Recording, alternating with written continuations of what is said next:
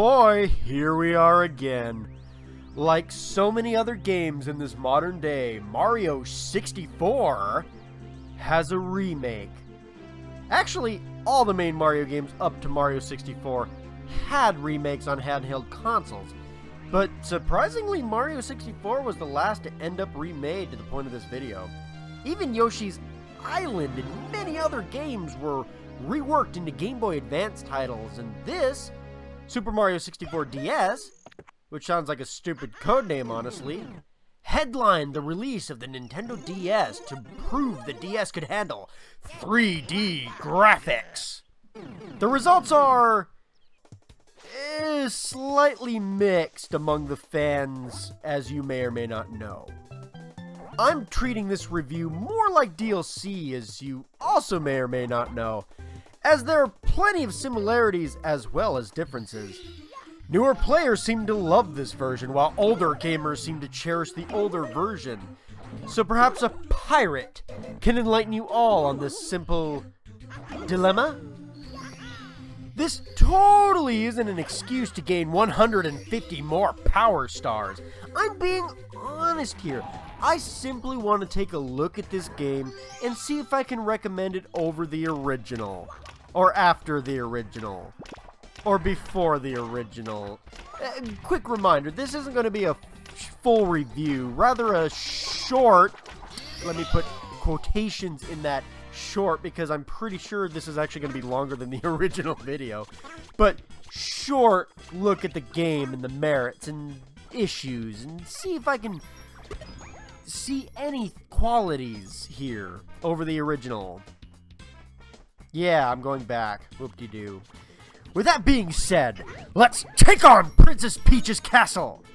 DS.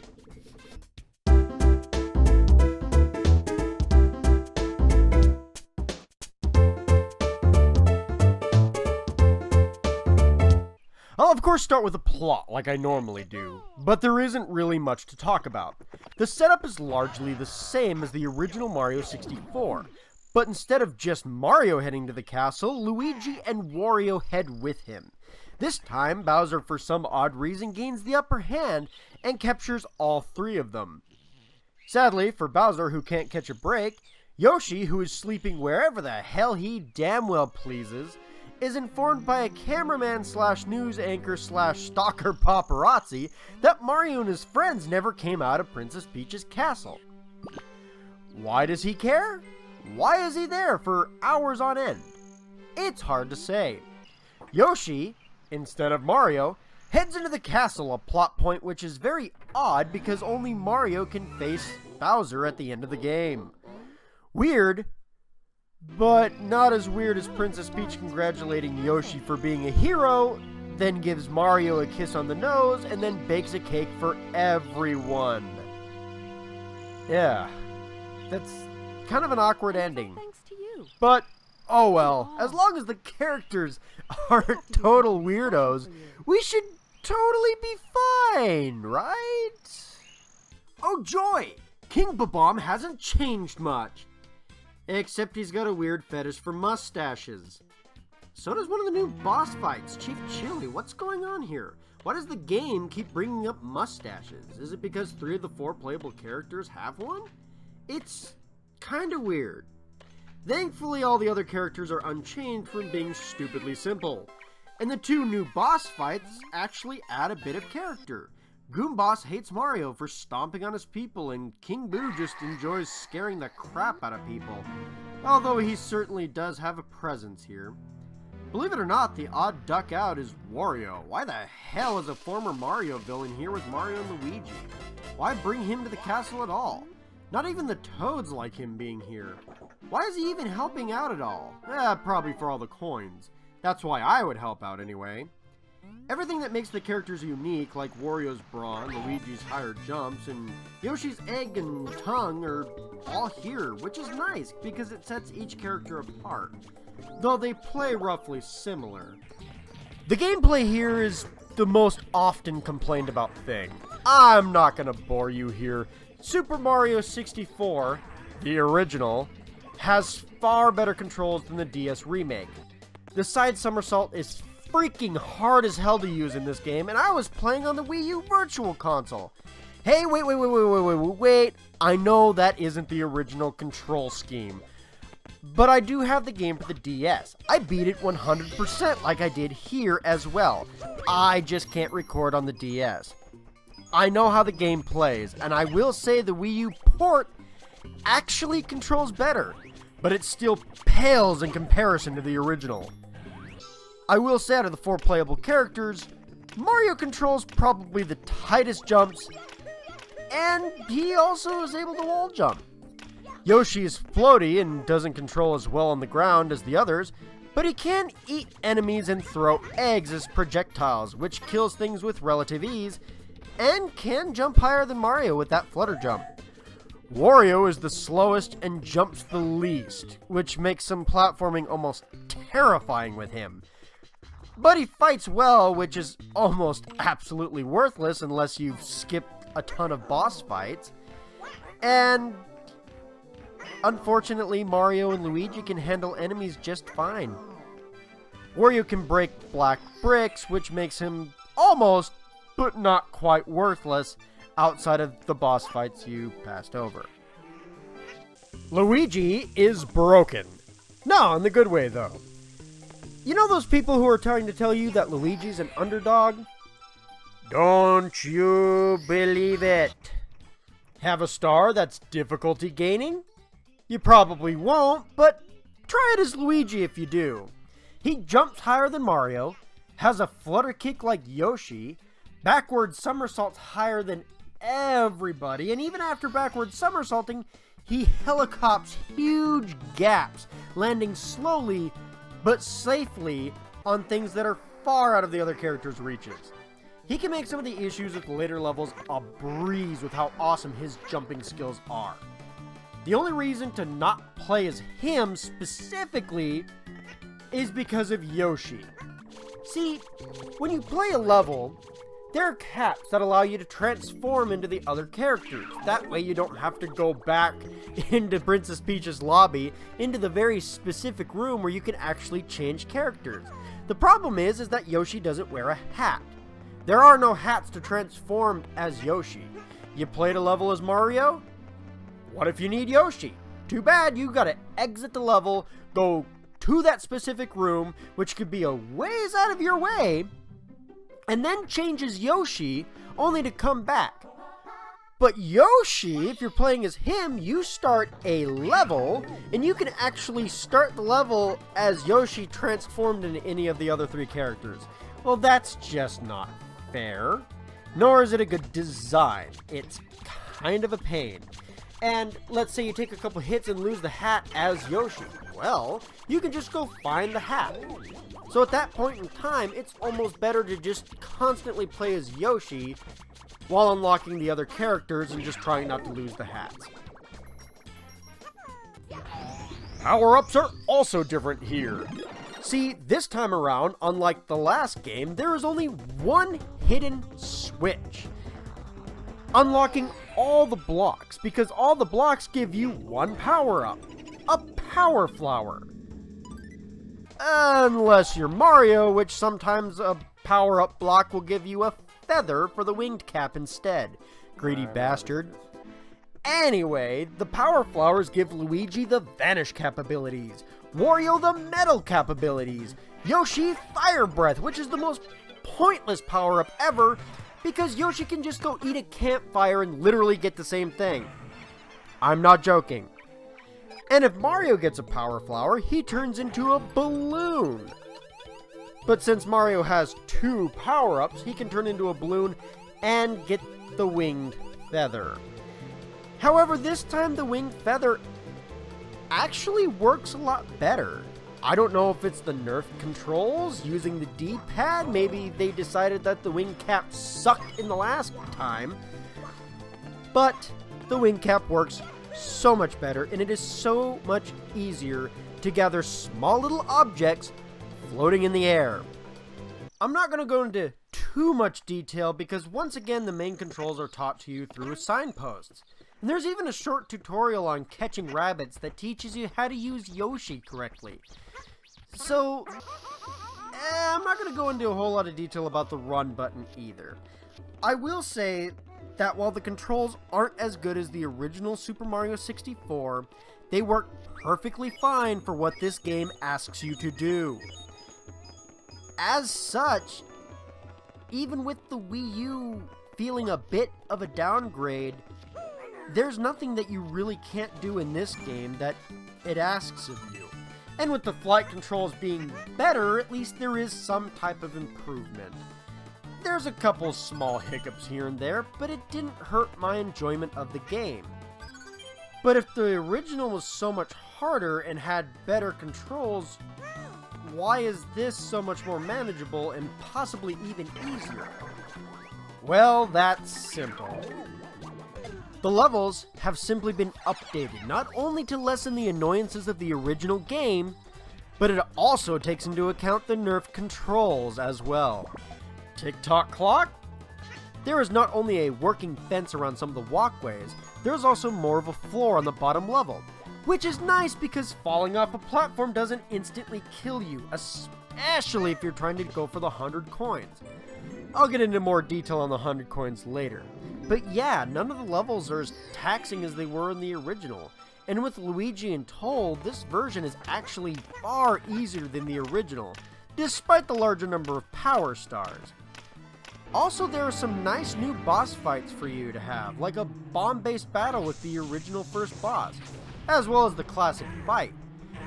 Goom Boss, King Boo, and even Chief Chili are designed nice enough to be really fun boss fights, which is definitely a stark improvement over the original. I mean, what can you say? The level design is just increased by a huge margin. But what about these new power stars, Well, the new power stars usually use new mechanics, like finding silver stars or a race to a glass orb after hitting a switch. But they do bring back things like that stupid vulture on Tiny Huge Island, or the coin rings, this time on Tall Tall Mountain instead of a bomb battlefield, the ones that you have to fly through. Each course adds 2 power stars, although some of them remove other power stars which were kind of boring in the first place. So yeah, not that the Switch stars are all that interesting either.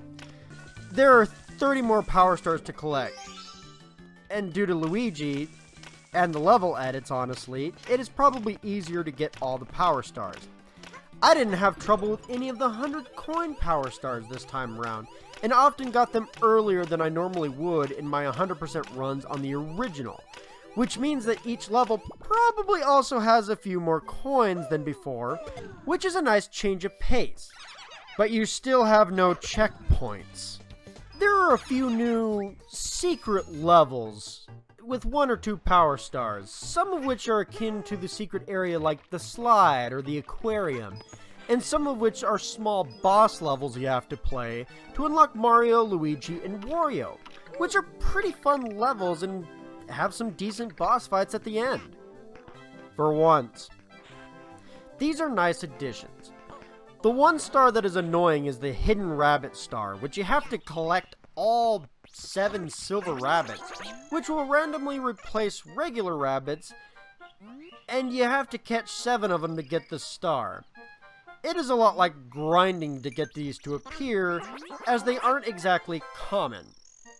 Speaking of rabbits, the more stars you get, the more rabbits appear in the middle of the level.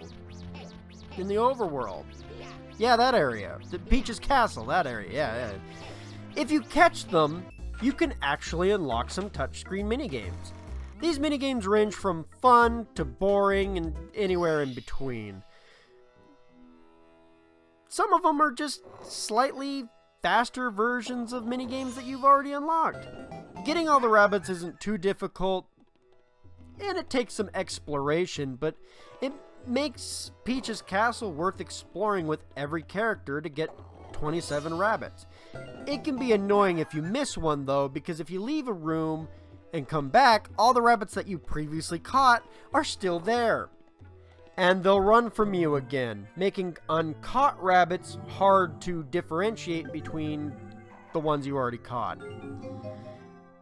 Also, the rabbits are color-coded, which is why you also have to travel Peach's Castle with each playable character.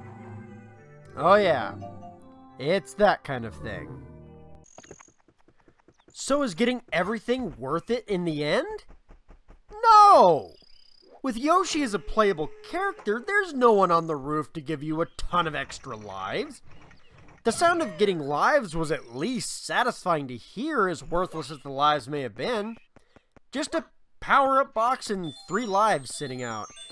And the last rabbit that only Luigi can catch, making the grand total of minigames 28. Is the last minigame worth it? Hell no! It is a Super Mario Bros. Slot machine. A slot machine minigame that is slightly faster than a slot machine minigame that you've probably already unlocked a while ago. They are literally the same slot machine, just one is slightly faster. Way worse of a reward than the 100 lives even. Ugh. It isn't satisfying in the least to get everything, outside of unlocking some minigames. Go after the 27 rabbits on the ground floors. Don't go after the power stars unless you really love the game. Which if you do, feel free to go after them. At least it is more of a comfortable ride than the original. Did you think it was funny to have us get all those power stars for nothing? Oh, there will be some punishment for this. Overall, there are things that the remake gets right. The new characters, in particularly Luigi and Yoshi, are fun to play as. The power stars are less annoying and easier to get, so they aren't as frustrating as the original ones. And there is a bunch more power stars and minigames, which are mostly fun. The bad, however, is the controls aren't as good, and the camera and flight mechanics, while improved, still aren't the best. Gathering rabbits can be boring, but lead to better rewards than the power stars. You may need 10 more power stars than normal to get to the final Bowser fight, but it's still easier than the original game, and that is the most rewarding thing you can get from the power stars. There are some great boss fights and new small levels added though. Can I recommend this game over the original? Not really, but I can't recommend the original over this either. While getting everything is less rewarding and the controls are mostly not as good, the controls work fine due to better handling the levels, and great new characters to play as well as some okay minigames and some good new boss fights added. If you haven't played either version, I would almost say start with this version, and after beating Bowser for the final time, if you care for more of a challenge, go try the original with a 100% run. If you started with the original, the controls will probably turn you off, but the added boss battles and extra levels may be worth it in the end if you can learn the controls. But try it on the Wii U, as that version feels slightly better with the controls over the original DS. Though I heard the 3DS also works better than the original DS as well. Not that the game was unplayable on the original DS. If you're interested, give it a try, and just keep in mind the controls are quite different and slightly not as good as the original N64. Is this version a must-try if you've played and beaten the original? Not really, but I recommend taking a look at the very least. With added content and characters, you may find some enjoyment out of it if you can learn the new controls. But next time we meet, I will be taking a look into Mario Sunshine for the Nintendo GameCube to further this marathon. If you liked the review, feel free to hit that like button. It helps me out immensely. And if you want to see more, feel free to hit the subscribe button too. And maybe even hit the bell button for live updates on my content. I try to post something at least every week. I'm also on social media, so links down below if that kind of thing interests you. Until next time, goodbye, my minions. I'm sorry if my voice seems a bit raspy today. Unfortunately, I'm dealing with a lot of allergies. I'm not a demon, I'm a pirate. There's a difference. Anyway, I have 150 power stars now, making my grand total 270 power stars. I have over 3,000 coins as well, with bounties taken up on Chief Chili, King Boo, Goomboss, and Bowser once more. My treasure stash is becoming even more powerful and large. I wonder if I could get Chief Chili or Wario to join me in my treasure hunting quest, like a crew of pirates or a band of mercenaries, perhaps? Either way, I crushed my enemies and gained many new gold, blue, and red coins, as well as a large amass of new power stars, and I'm growing a small storehold of power-ups now. Being able to turn metal on a whim could be useful. And since there are essentially mega mushrooms in this game, turning you big and invincible to mess with, I have a decent power set now. I wonder what treasures await me in Isle Delfino and Mario Sunshine. I guess only time will tell. Goodbye.